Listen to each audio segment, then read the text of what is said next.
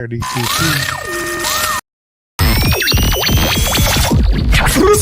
Let's get it! Broadcasting to you from a little grass shack in the middle of the Pacific. Live in the place to be. Well, they're actually in the Bay Area. Yes! But they are the premier Pacifica show that shines a spotlight on positive Pacific Islanders. You listening to the sound. Role models coming brown every Thursday night at 6. East to west, we getting hurt. Brought to you by Pacifica by Design. It's the iconic FICA podcast with your hosts, Naki and Carl.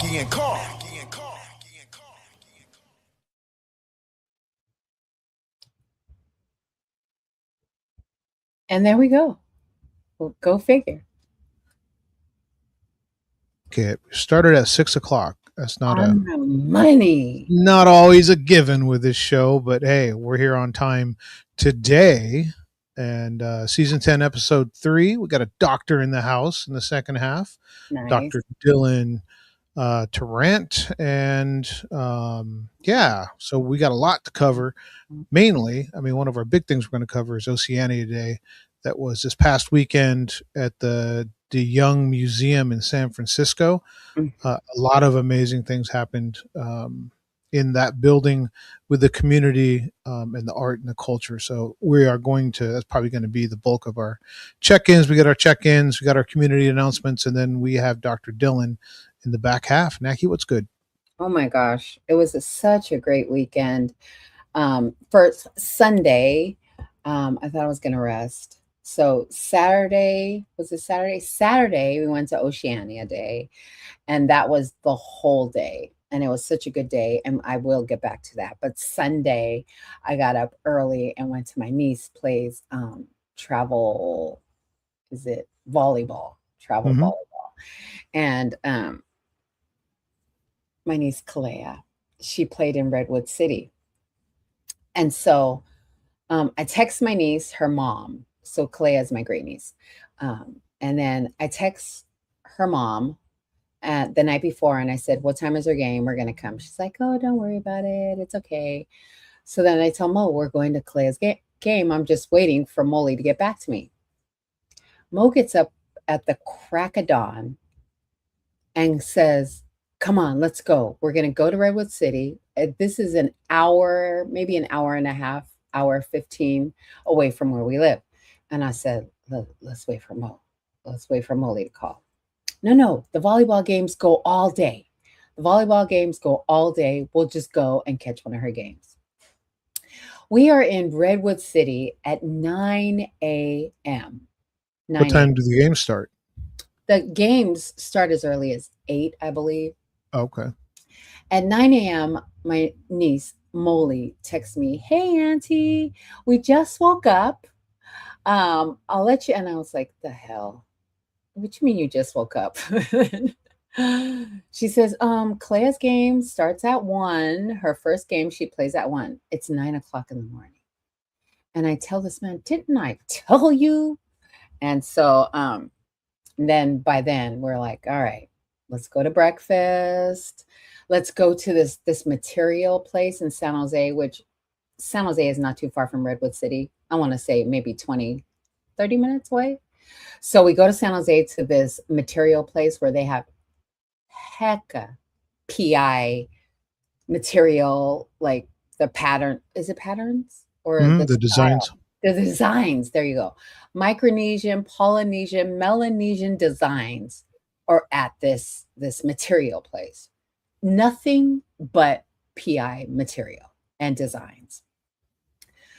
Of course, I go in there and I see Tally, who's, of course, Polynesian. And then she's there with her family and they're picking out material. I was like, oh my God, San Jose, where this material place is.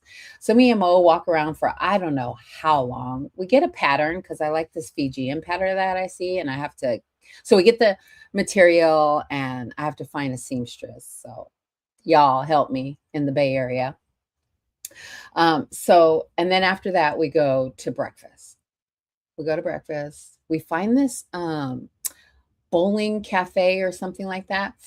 And in San Jose. What is it? A bowling cafe?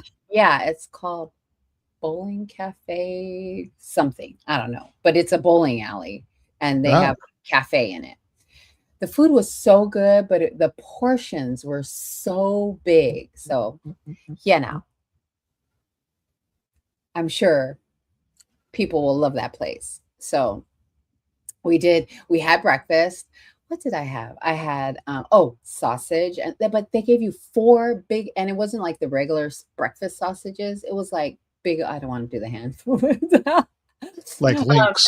Yeah, links. It was sausage links, hash browns. I had like three scrambled egg whites. I ate all of that, and then um, it was so good.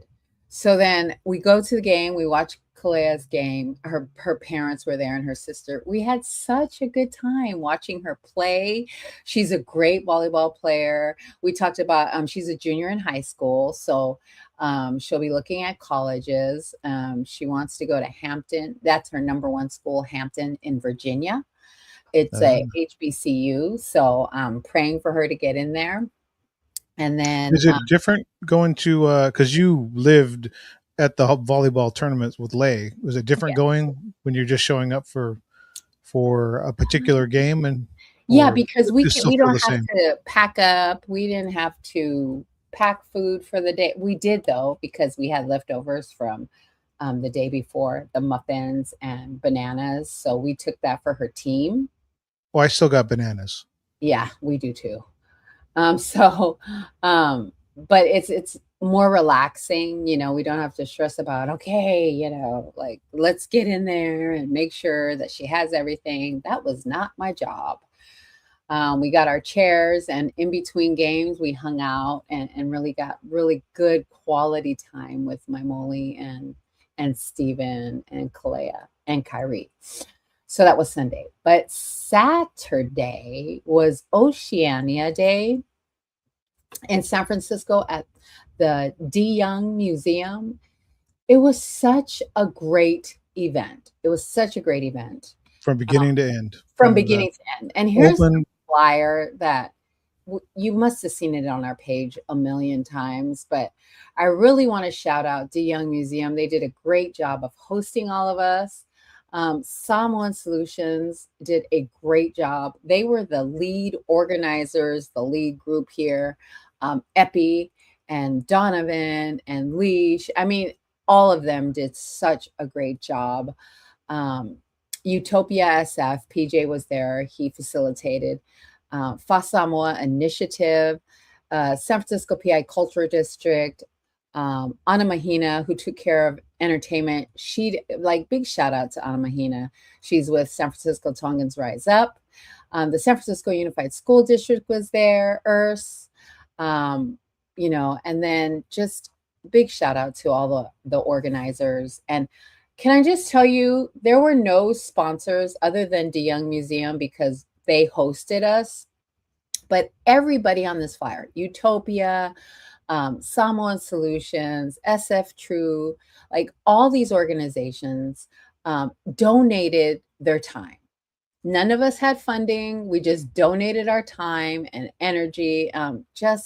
I think the good thing about it is that everybody that was connected did it for the love of we have to be at this table, right? We That have was to be one at of this the table. that was one of the things that I loved seeing was there were multiple organizations there.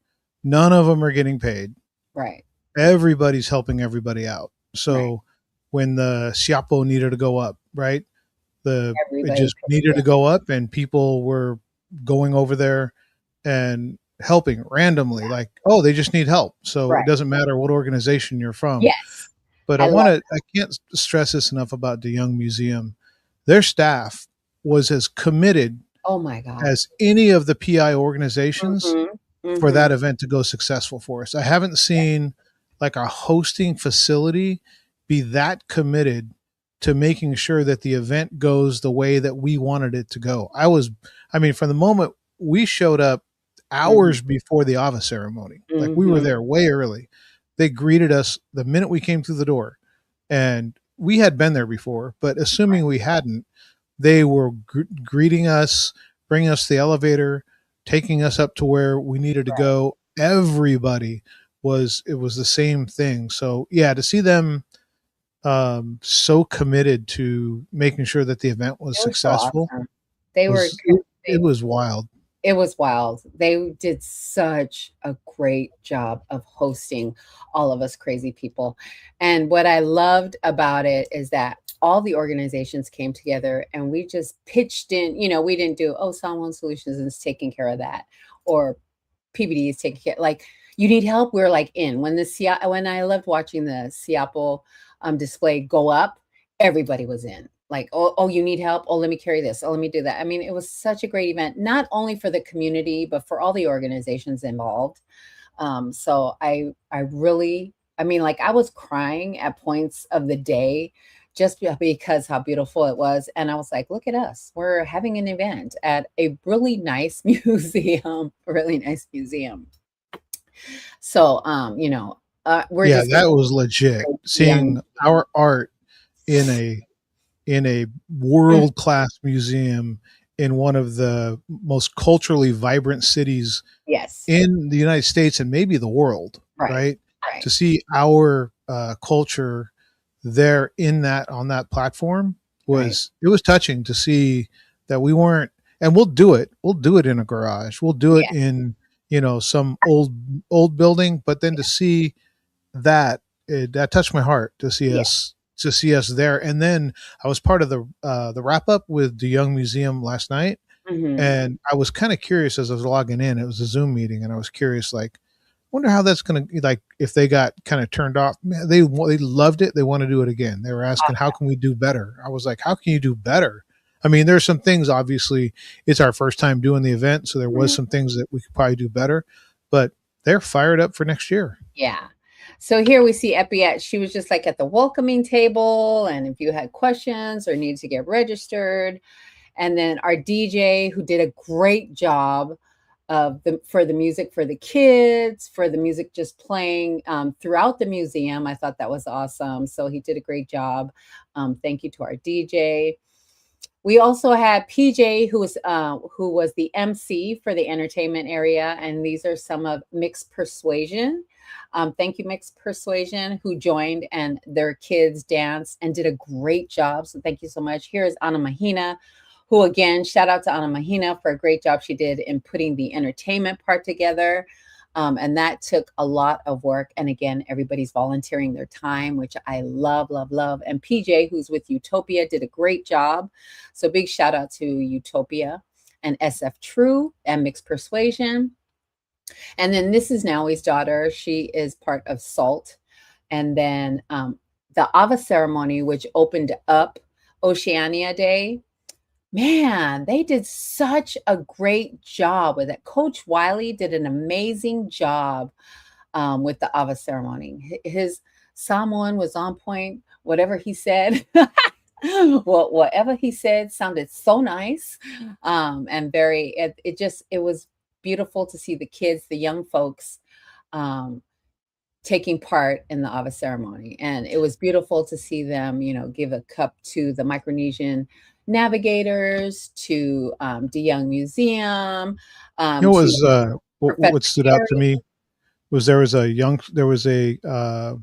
youngster with a microphone, because they were trying to capture the interaction of the person receiving the cup. Mhm, Like, mhm. obviously you're going to hear the person calling it out, right?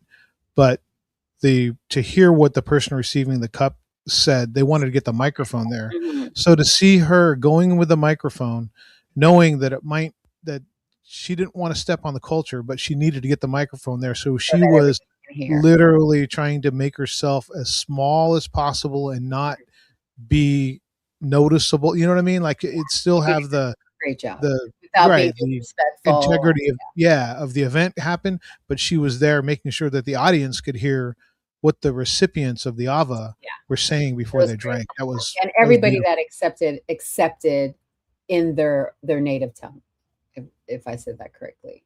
So it was so so nice to see. And so I loved every part of the day. Every part of the day I loved, but they really did a great job. And then here is Calera, who opened up with a Fijian song, a Fijian hymn. She did such a great job. Her voice is so, so beautiful. She got pipes. Like I she killed that song. You could, I mean, I think there was a, when she started singing, there was like a kind of a hush went through the auditorium of like, wow. And then everybody just kind of relaxed and enjoyed it as she went through it. But yeah, man, she was, it was yeah. beautiful. It was beautiful, and it just I was teary-eyed when she was singing because I was thinking of her mom who passed the year before, so it was a beautiful, beautiful thing, and then here, we have Jaden who, what did he do? He did the land acknowledgement, and so that was beautiful. I love that that was added and that Jaden got to do it. He's such a good kid, so thank you so much to those 2. Did a great job.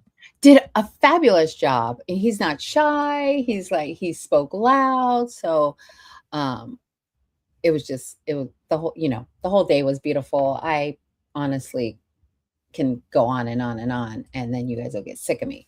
Here's the Messina Seattle display that we were talking about, where everyone pitched in to put up, the displays. And it was like, it was so beautiful the way that it was displayed. And then you would walk by and take a look. And some of the Seattles were so delicate because they are hundreds of years old. And so everyone did a great job of putting it up, setting it You up, know getting the up. what's interesting about the that display you see is there weren't enough stands. So there was enough poles, but there wasn't enough stands. So they Mm, had to figure out, or we had to figure out how to you there should be 4 stands. There's only 3 because we didn't have enough that were uh, functional. So mhm. you see those are put up in kind of a V because we had to use anchor both of those. But it's just that idea of everybody there was going to make sure that it was success. It was going to be a successful event. So if we don't have enough stands, we're going to figure it out. We're still Yeah. going to display everything. Um, Mhm. that was where it was early in the day, and it was just heart. It touched my heart to see everybody going, nope, hey, what do we need? Then Yeah. everybody get over here, and there's different people from different organizations, Yeah. pitching in and getting it done. It was beautiful. It was very beautiful. So thank you to everybody that helped with the display. And then we had the Micronesian navigators where Carl facilitated a Talanoa, and I'll let you give their names because I'll smash it. Yeah, so it was Mario Benito, June Coleman, Cecilio Ryukulipi, and the person closest to me is Cesario Soderlu. And for Hmm. those of you that are somewhat familiar with Micronesian and Polynesian navigation, there was a journey that went from Hawaii to Tahiti back in the 70s. And Cesario's father was a legendary Mao Piailug, he's the one that was the master navigator that made that trip happen. So um, when I got asked on Thursday to Voluntold. facilitate this, I was like, and I was the same way. I was like, hey, whatever you need, I'll do. And they said, okay, so we need you um, to facilitate the Talanoa. And I was like, okay, what is it about? And then when I saw the names of the people, it was like it was like a Christmas gift. I was like, wow, I literally get to sit next to and ask Mao's son questions about navigation and our history and all those kind of things. So to me, getting it all done in a half an hour was difficult because there was Yeah. only 3 slides to go through. And at the end, I was looking at Epi like, I've got a bazillion questions. You need me to, and I think I got one of my own questions Mhm. in that didn't really come off the slides, but it was, they're so confident Yeah. in their art They were and their awesome. craft. Like I asked a question at one point, what if you can't, so what if there's a lot of different ways to read, um, where to navigate. What if you don't have the stars? What if it's cloudy at night? And man, Mario Benito at the end of the line in that last chair, like usually there's a lot of humility, like people don't want to answer. He like immediately grabbed the mic and he was like the current, and it was so fast. I was like, oh, excuse me, and he said It was the so current, awesome. and he was like, "You're going to go to," and it was to see how it just gives you the idea of it doesn't matter where what's going on. They're 100% confident that they're Yeah. right, that they know where they're at, Hmm. and they know where they're going at what speed. Like all those, it was. I could sit and listen to them for hours, and they were kind of in Hmm. a whirlwind tour, so to call the West Coast, the Bay Area. They were in. Yeah.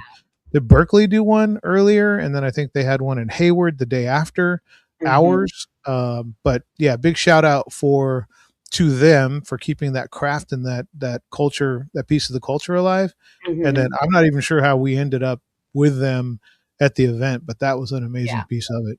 It was awesome. So, and then also PBD was part of the short film media showing. And then that was PD and MENA, Pacifica and Focus, which is a program under PBD. They are our program coordinators, program managers that teach a photography and videography, content creation, free class to San Francisco students or the Tay community. And they they asked their class or their cohort to create films to showcase that day and on stage. And they spoke to the not kids, young adults um, during the filming of their. All of them had great, great shows. Um, Great videos. DJ, who's seated first, you see there, he did a film about his sister, his baby sister. And then Lisi did a film about where she came from and her upbringing. Nunu also did a short film about where she grew up. And then Fale pretty much did a like a mental health check for herself film. I mean, it was their first one. You couldn't tell. You couldn't tell that it was their first one, because they did such a great job. They did such a great job, and huge shout out to, Mena and Petey, for facilitating and creating this class and teaching this class. I believe they're on their, oh my god, could be 8th cohort, but, out of these classes, people have switched, majors, like, like they want to be an educator or something, and then they switch to photography. They've inspired a bunch, like this generation, to just create and don't worry about what is happening around you, or just create and follow your heart, follow your passion, really. I think that's the most important thing. And then the kids loved the class. They were crying when they went up, they were crying when they were speaking about one another. And so Pacifica and Focus. They're on Instagram. Please follow them. The next cohort is coming up soon. Don't forget to sign up, sign up, sign up, sign up. So it was a great, I mean, every film was great. Everything that the kids learned was showcased there. So thank you, thank you, thank you. It was such a great day. And to see these youngsters create and be passionate about it. And just all of them were literally crying when they got up. So thank you so much for PD and Mena for a great, great showcase that they did that day with their students. Yeah, they definitely poured their hearts Hmm. into those short films. And then there's a film from Fiji. Yes. And On. there were two other films that were not from Pacifica and Focus. So Hmm. you think about that from a what happened that day. They Hmm. were premiering short films that Pacifica and Focus was the cohort had put together, and then also other films, two other films. So it was a really interesting day to see it from a kind of an international level, and then to see the Pacifica and Focus cohort finish it off, Yeah. and see how emotional it was to them. It was a really cool moment, and I would think that there are people that if you're looking to learn how to shoot and all the angles with kind of the secrets of digital creation, then Right. Pacifica in Focus is and it's free.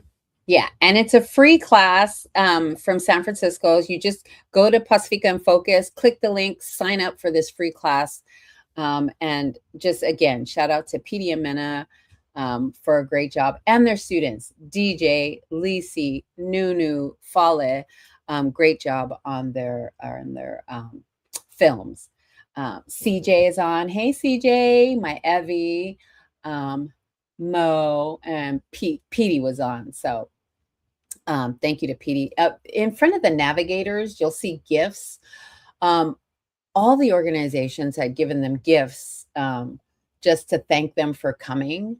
And so huge shout out to all the organizations that gave. PD gave t-shirts, ours gave baskets, Samoan Solutions, SF True, San Francisco Unified School District, PBD, everyone that was involved in the Oceania Day gifted the Micronesian navigators. So thank you so much to everyone that did that. So it was a great day. If you missed it, we're going to do it again. We're going to do it again. Maybe not right away because it was a lot, but we're going to do it again. So grateful for the day. So grateful for all the people involved. And then we're going to do our community announcements because our Dr. Dylan will be popping up pretty soon. And there we go. All right. Let's see. We are Pacific Islands Pit presents our first annual spring pickleball tournament. This will be hosted in a proud partnership with the city of Daly City. The tournament is going to be a dynamic round robin format. There are 6 games guaranteed, so there's none of the, get in and lose a game and then be out, or lose 2 games or be out. 6 games are guaranteed. There will be prizes and celebrations throughout the day. This happens on Saturday, April 18th. You can scan the QR code and Pitt's flyer for more information. Check them out on their IG page, and then check-in on that day on April 18th is going to begin at 9:30 in the morning. This event is going to be an observance of something near and dear to all of our hearts, the National Minority Health Month. We all got to worry about it. We all got to fix our health. There you go. Tene Toa, brought to you by Mana Pacifica. They present Tene Toa, our Mana ourselves. This happens every Wednesday until April 15th from 3 p.m. to 5:30 p.m. at 1530 Sunnydale Avenue in San Francisco. Register by scanning the QR code on the flyer that you can find on Mana Pacifica's IG page. The 5th annual Bay Area Pacifica Steam Fest is happening Saturday, April 11th at the San Mateo Event Center from 1 to 5 p.m. Scan the QR code on their flyer to register at We Are Pie Fest on their IG page. It's a free family event, all ages, hands-on activities, STEM exhibitors, STEM resources, Pacifica exhibits, cultural live performances, free lunch, and raffles, giveaways, and prizes. Don't miss out on the one and only Pacifica Steam Fest. Awesome.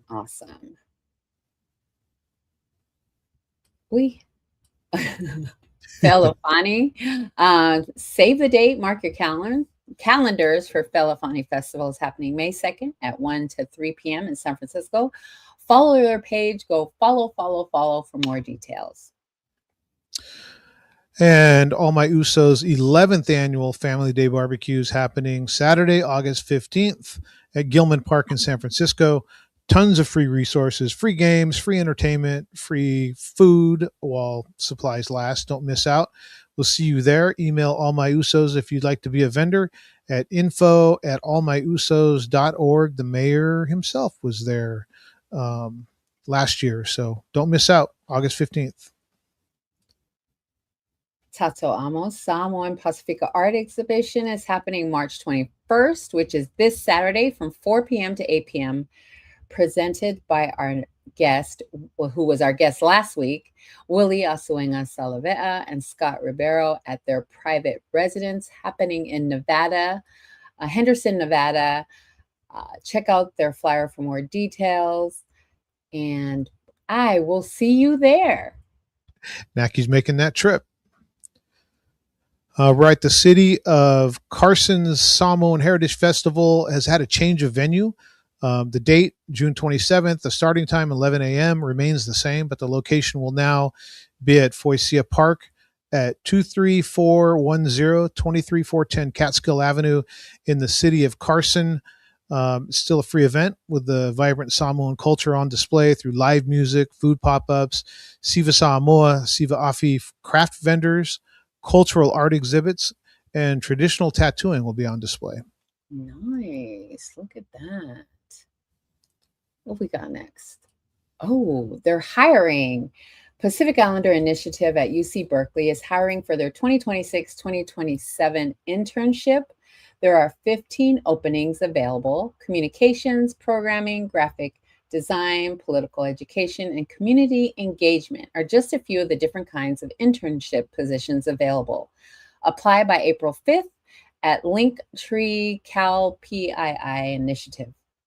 There will be an in-person info session on April 1st in the Pico that will be led by current PI Initiative interns. Food will be provided because we need food to show up somewhere. You can RSVP at the same link. Pico is located in 249 Cesar Chavez Student Center on campus. I wonder if that name will stick. How about that? Yeah, I don't know about that. How about that? But guess All what? right. Are you ready? Yeah, All I'm right. excited for this Here guest. we go. I'm Let's excited bring for them on. Dr. And Naki, you want to introduce our amazing guest? Hi, Dylan. How you doing, Hi. Doctor? There Hi. you Nice to meet you. go. Thank you so much for having me on today. Oh, Oh yeah. my God, we are so grateful for your time, and we love to hear everything about your journey. I just want to read just a little snippet from your bio. Dr. Dylan is a performance and movement specialist, chiropractor, and movement educator whose work sits at the intersection of dance science, somatic practice, and performance training. Currently completing graduate studies in dance movement therapy. Dylan explores how movement can support emotional expression, regulate the nervous system, and strengthen our connection with ourselves and others. Tons of other things. We want to hear you tell your story. Welcome to FICA with us, Dylan. Welcome. Thank you. We Thank you appreciate so much. your time. Okay, so tell us a little bit about your personal life, just a little, that we don't have on the bio so that people can get to know you. Hey, so hello everyone. My name's Dylan Tarrant. I'm from California, so born and raised in the central coast of California in a small town called Santa Maria. Ooh. Yeah, Santa Maria, I'm familiar. 805. And that's where I grew up. My dad is a Tarrant, so the Tarrant was on my Samoan side. I'm Filipino. Marapo is my mom's side. And I went to Cal State Long Beach for dance. I was a professional dancer. Was traveling, judging, teaching, performing, and decided there was more to movement that I wanted to explore. Got into chiropractic school and went to Southern California University of Health Science in Whittier, California, where I started dancing Ori Tahiti with Tiana Leofau at Nonosina is when I started exploring my Pacifica side. And ever since I moved here to New York after I graduated, I just thought, wait, there's more work to be done. And so how can movement help communities heal, not just physically, but socially and psychologically through movement? And that's where I'm at today. Awesome. And is there someone that influenced you to get into the field that you're in and dance? So with dancing, I've always loved dancing.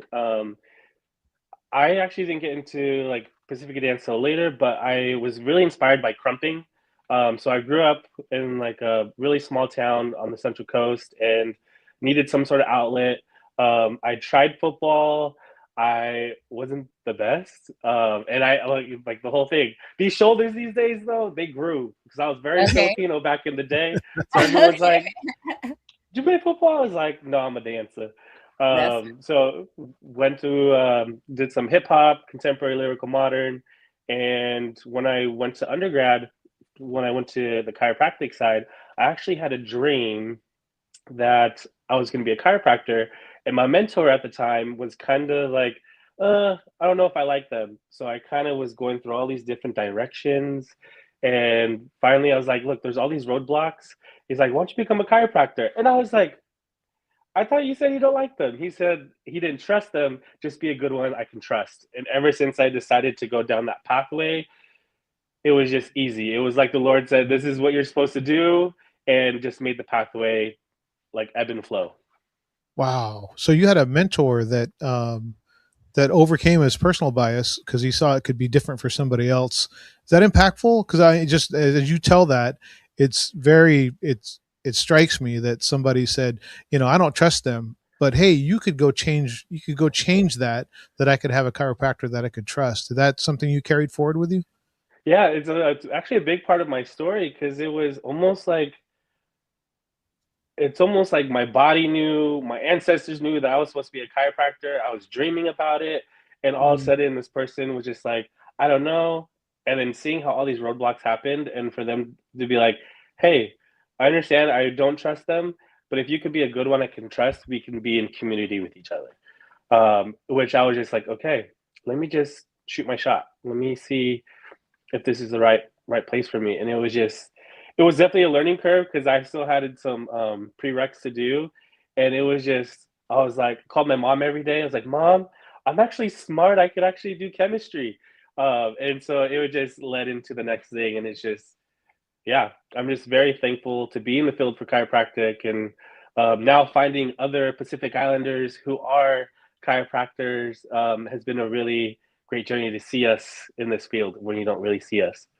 Yeah, representation is so big. Representation. I think that's a lot of why we do this is so that kids can see faces like yours and mine and other faces like them doing different things. I mean, and we always talk about like we're actors, we're athletes, which is awesome, but look what else we can do. Like look what else we can do. So I love that for you. And it sounds Um, like because you're saying everything went so easy, it's like you found your once you find your passion or your calling, everything just flows, don't you think? yeah, Everything just flows like, oh, this is totally not a mistake.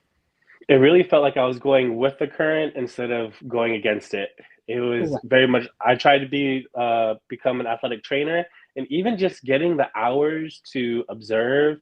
It was these different schools would be like, we're not allowing people to observe anymore, but to apply to school you need 250 hours. So I was like, what do I do? And it was just one of those things where I just had to wait, listen, and kind of redirect myself of the pathway from the dream that I had back in 2015 when I first graduated undergrad. It seems like that modality of medicine would fit a Pacifica person, right? Or Yeah, somebody that has Pacifica influence because of I don't know, the energy, the flow. Like it seems like that would be a natural pathway. Do you feel like that's helped you with being successful as a chiropractor? it really has. I think because I even did a lot of my research too. Like even just thinking of like our ancestors were bone setters. They did full to help heal the body, not only physically but like mental and emotionally too. Like a lot of the traditional healers, not just did healing the body, but also the mental health as well that gets incorporated in there. Um, it felt right to become a chiropractor, and I do it a little differently too. I actually work with people for a whole hour. So the first assessment is just like, okay, we're going to go over your whole history. I do a lot of soft tissue work, so working on the muscles, adjust when need to, and then do a rehab program, getting them strong, exercise, and back to what they love. I I have love that you bring up mental health because that's a big part of everyday everyday life that we hardly talk about. Are you finding it easier with the patients that you have to actually bring the subject up or just to discuss it? Yeah, and that was it was so interesting. I was like, Lord, I'm finally done with chiropractic school. And this was back in 2022. And my last semester, I kid you not, there was at least five different patients that came in, and I would just be like, "Oh, I see we've been at a 2 out of 10 pain for the past 4 weeks. What's going on?" And as soon as I invite that question of like, "What else is going on in our life?" Like we have this pain in our neck. And also, what is it stopping us from doing, or what are other things affecting our perception of pain that we're having? And so people would break down and cry on my table. They would tell me about how they didn't get into a certain school, or talk about loss. And it just made me think about this biopsychosocial model of health, of the tension we feel in the body is not only influenced by, say, an injury, but the psychological, how do I feel mentally and emotionally? If I'm stressed, my shoulders are way up over here. Or if I'm lonely, I may be closed off here. And so if I'm always just adjusting the neck and working on the biological part, the psychological social aspect is bringing me to this closed off position. So if I don't address those parts of this whole person, then am I really doing justice for the person in front of me? Because it'll continue to happen if you don't Yeah, address it, right? They'll continue to lock up, then they'll be back next week and two yeah, days. I love that. I love that you address that. And sometimes it just takes that little, what else is going on, for people just to let it go. yeah. They've been holding it in for so long and they just needed someone to say it to. Yes. And just think about, like, when it, like, sometimes I sit, I'm like, oh wait, my shoulders are to my ears. I need to breathe. Wait, let me check into my breath. Even just, and that's why I chose dance movement therapy, because it kind of goes back to the body. So what am I feeling emotionally can present itself on how the body presents itself. So it's like, oh, I'm a little stressed. Okay, my shoulders are a little to my ears. Or like, you know what, I'm feeling very down today. My shoulders are slightly forward. I can feel that tension here in my neck. So just being in tune with the body, and what if we release the tension, how would that change the emotion? So that's how dance movement therapy is, listening to the body, and how do we change how the body moves to make some change within how we feel mentally and emotionally. When I was teaching my kids to drive, they were they were sitting forward in their seat, and their shoulders, they were so stressed out, and so I kept telling them, hey, pull over, and I would tell them, hey, and I wasn't even like knowledgeable to your point, but I could see they were balled up, and I was like sit Yeah. back in your relax, take a deep breath, and let your shoulders come down. And they all of them after a while got it. And then at one point my daughter was driving up on cars too fast, and I said, hey, you need to leave more space between you. And she looked over and she goes, Dad, you need to let your shoulders down, like sit back and relax. Ooh. Were you on the 405? Thankfully no, but no, I think there's a lot of just like you, there's things we're not aware of that Yeah, we do just naturally and that can have long-term health effects. yeah. And I will say, um, being Samoan, being Filipino, being part of Pacifica, a lot of the stuff that I do within my job, I think is innate from a cultural aspect too. The way I'm able to attend care, it's almost like when I'm just kuana'i on Sundays, and like taking care of others and figuring out my place within the community and helping others find their space. How do they take up space too with when they're around other people? So yeah, I think any other Pacific Islanders out there that are watching this, like, we're natural healers, we're born healers, and we can facilitate that. Dylan, are there dance moves that help certain part of the body that you use? Um, there's not one specific movement that I use. What I'll typically do is kind of do like a check-in. So if it feels safe enough for someone to close their eyes, or kind of dim their focus a little bit, to kind of check in to their body of where do they feel tension, and listen to the impulses of how they want to move. And so a lot of times it could be as simple as, okay, we're going to go into breathing, or if they want to thrash, allow the body to thrash and get it out of the body. Because I think the hardest thing to explore when I was in dance movement therapy school was, um, how do I express these different emotions that I may not been able to do culturally, or be able to do within my family dynamic. So I'm thinking about emotions such as anger, of like, okay, if I'm angry, like, how do we express anger in a safe way, but also how do we get it into the body? Because when it's trapped, where does it go? It could turn into tension, frustration. So kind of just tuning into the other person's body and be like, hey, how do we need to move? Sometimes we're ripping paper, but kind of allowing the person in front of me kind of dictate like, hey, how are we moving today? So there's not really like a one size fits all for like a movement for therapy, but I will say I always try to connect it back to the breath. That's great advice. I have a good friend that's a chiropractor, and one, I'm going to give him a hard time because I'm in and out of there in like, I don't know how long, but it's a lot less than an hour. So I'm going to give him a hard time about that. But he talks about, he feels like that to a certain degree in the medical field, that the art of chiropractor is not as respected, and like regulations actually more difficult because there's not as Yeah. much trust for that as an art. Do you see the same thing? Oh, most definitely. So every time I tell someone I'm a chiropractor, they think I'm a quack at first, or like I'll say someone will call me Dr. Dylan, and um, someone else would be like, "Wait, you're a doctor?" I was like, "Yeah, I'm a chiropractor," and they'll be like, "Chiropractors are doctors?" And we actually go through a lot of sciences. I was working on like cadavers, dead bodies, dissecting using Ooh, bone saws to see every single muscle, nerve, artery for 2 whole years, just learning about the body, and learning diagnosing and learning how like when not to adjust. So that's why a lot of times it's like I find it like a fun challenge for myself because I know already I think about people's already perceived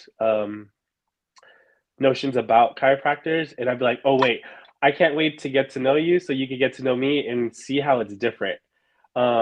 And that's why I love being with people for an hour too, is because I get to spend the time and listen to their whole history of health.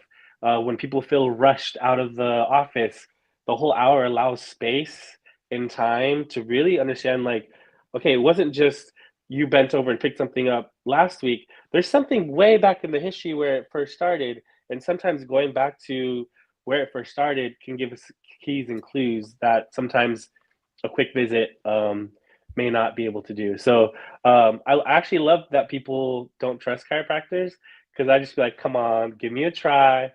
And now I'm just like working with all these different people, and there's a lot of these referrals, and it's been a lot of fun because then now people are like, oh yeah, I know this chiropractor, and he's different. He's very different, which has been very nice. Yeah, I've got to ask this. There's a guy on social media. I think he's out of Texas. He uses a towel to wrap around, like, and he calls it the ring dinger. And I don't even know if it's like legit, like, because the cracks and the noises that come out of those videos. And he actually has a mic on their bot. It's scary. And but is one, do you think that, have you seen it? You think, is it legit? And two, is there danger to doing it that way? Um, Listen, there's all these different philosophies within chiropractic, different techniques. Um, I don't personally do any kind of distraction on the neck like that. For mm, myself personally, I just think it's a lot of forces on the neck. Um, but there are some people that do use it. So um, I just am one that doesn't. It actually scares me too. I don't think I would let anyone put a towel around my neck and pull as hard as they can.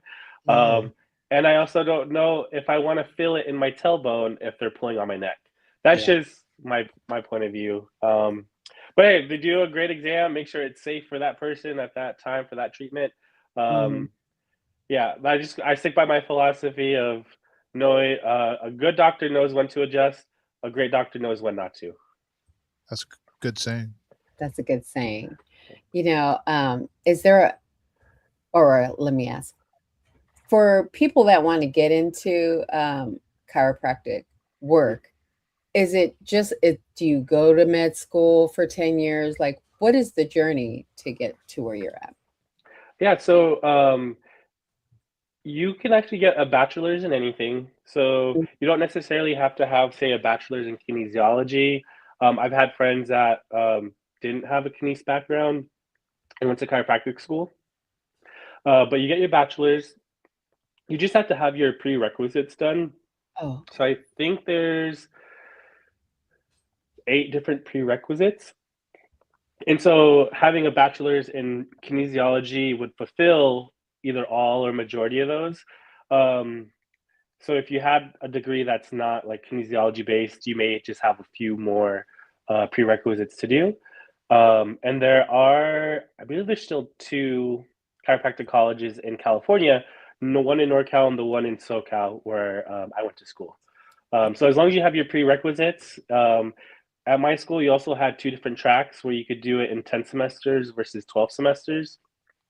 I did it in the 12 to give myself a little more time to knowing I wasn't the best student in undergrad. So I tell people, if you're thinking about doing it, if I could do it, anyone could do it. Because I will, full disclosure, I had a 2.89 in undergrad because I was really focused on my dancing and having fun. Um, and then by the time I did my prerequisites and I got in, they put me on the 12 track, and the lowest GPA I ever had was a 3.0. And then Nice. halfway through, I was getting 4.0s for the rest of the time. So, it's doable, it's manageable. I just had to learn how to learn. And I don't think I was ever taught that in high school.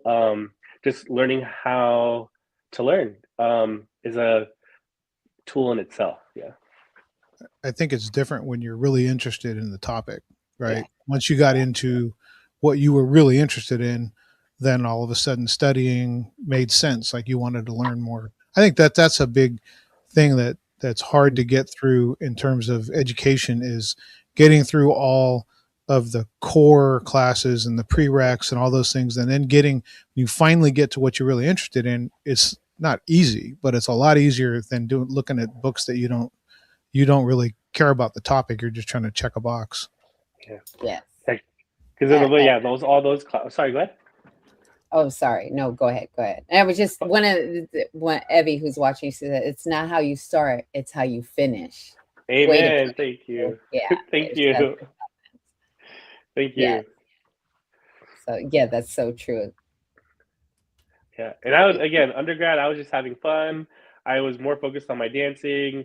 I was focusing on my professional dance career. And then it was just like, oh, I'm about to get kicked off my parents' insurance. Maybe I need to think about something else. Right. Right. Did you implement like you dance with Nono Sina? Did you implement any island music into the music therapy, or is it a wide variety of music? Yeah. How does that happen?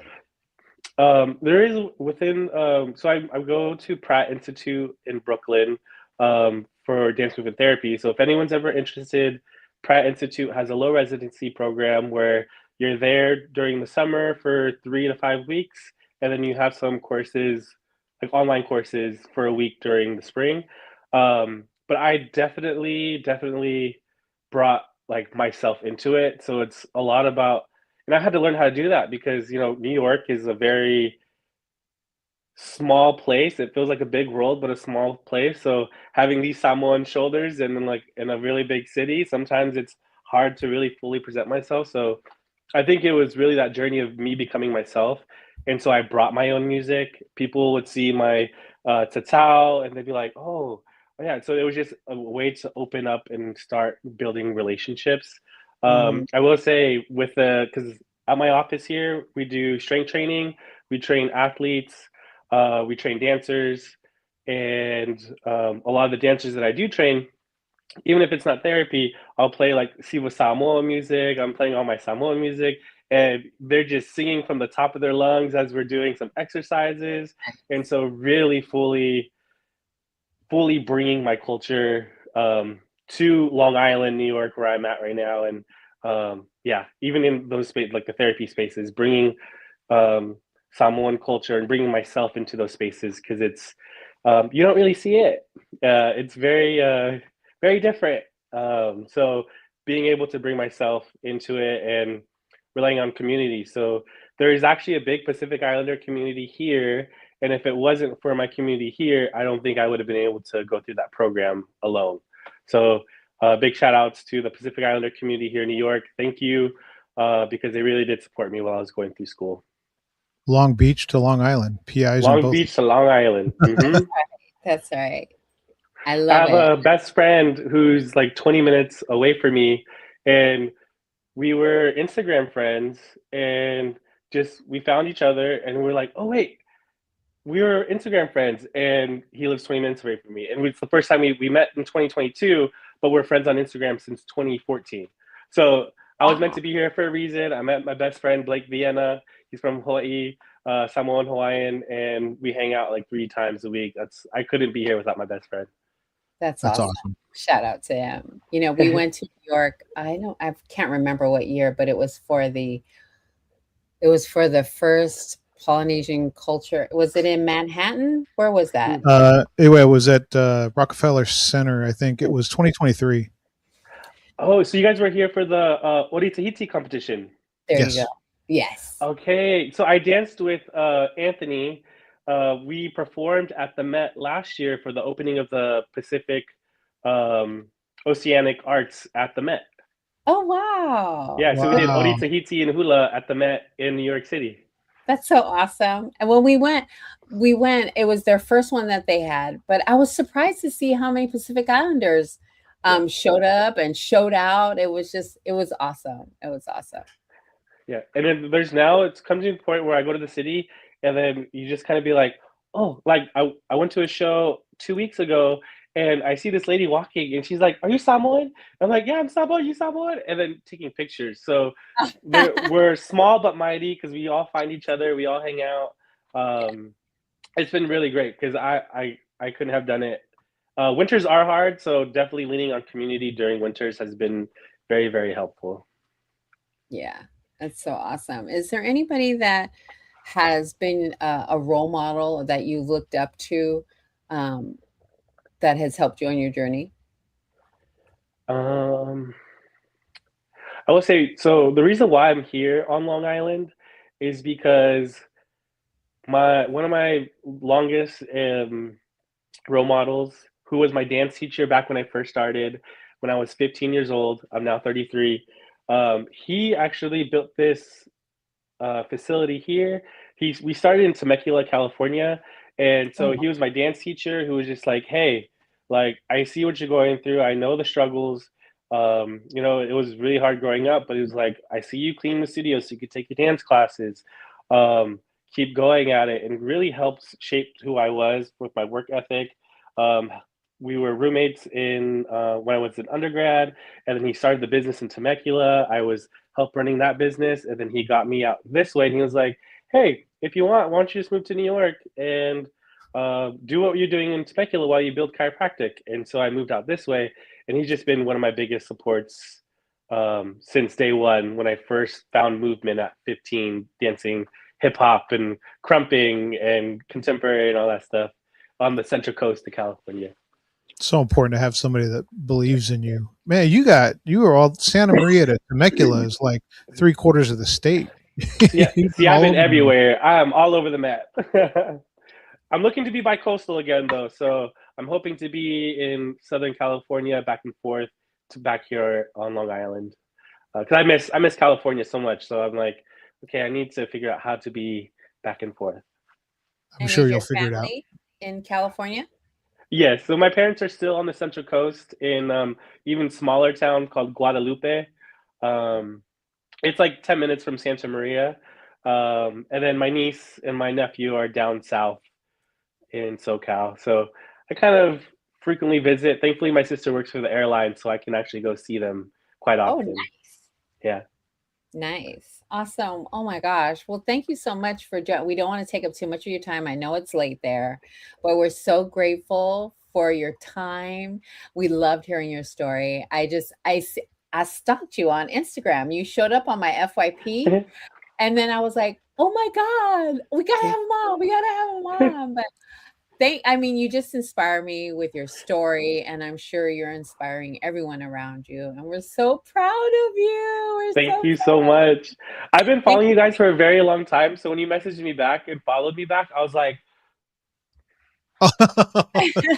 what's going on? Like I don't know, I feel so blessed because I'm very blessed to be in community with all of you and be especially like growing up more on the Filipino side and really being embraced by my Pacifica side. Yeah. Papatsai Lava, like thank you as I continue Thank to you. learn. And I was just in I finally went back to Tuila to finally meet family and see where my grandparents are from. And so it's just been a very beautiful journey, and I'm so thankful to be here today. Your Oh, community is proud of you. Thank yes, you. yes. Thank you so much for joining us. I will email you after because I want to talk more, talk more. But Yes, thank I'll you be in so much. SoCal. I'll be in SoCal in a couple of weeks, just in case y'all are there. Let us know. Okay, let us know. Let us know. We may take that drive. We may take that drive. But Oh, Dylan, sorry, thank you where so are you much. located? We're Sorry. in Northern California. He's in Oh, Sacramento. He's in Sacramento, and I'm like, I don't know if you know where Fairfield is, but it's near yes. Vallejo. Yeah, yeah, yeah, yeah. So Okay. we're in But we Northern. get around. Naki's going to Nevada this I'm I'm going weekend. to Nevada this weekend for an art exhibition that's happening in Henderson, Nevada. So you never know. nice. You never And I'm know. actually going to be in NorCal, I think, on the 18th of next month, that weekend. So Oh, well, we I'm actually, definitely have to hook up. We definitely have to Yes. hook up. But I will email you. But thank you again so much. Congratulations on all your success and finding your passion. And we're just so proud of you. So and thank you so much for joining us on FICA. God bless you. thank you so much. God bless. Thank you, Dr. Dillon. Bye. Oh my God, he's a rock star. Yeah, that's He's a rock star. you get some people are have that positive energy, like Mhm. just the energy just pops off of them. Yeah, That's one of them. he's That awesome. you can feel it. He's excited about life. He is. Thank you, Dr. Dillon, for joining us this evening. We appreciate your time and the energy, and thank you for sharing your journey. Um, I can't wait to. Hopefully, we get to catch him when he comes to Northern California. But please go follow him on all social media outlets. Dr. Dylan Tarrant is on everything: TikTok, Facebook, Instagram. Go follow. And Go that's find it. him. That's it for us this week.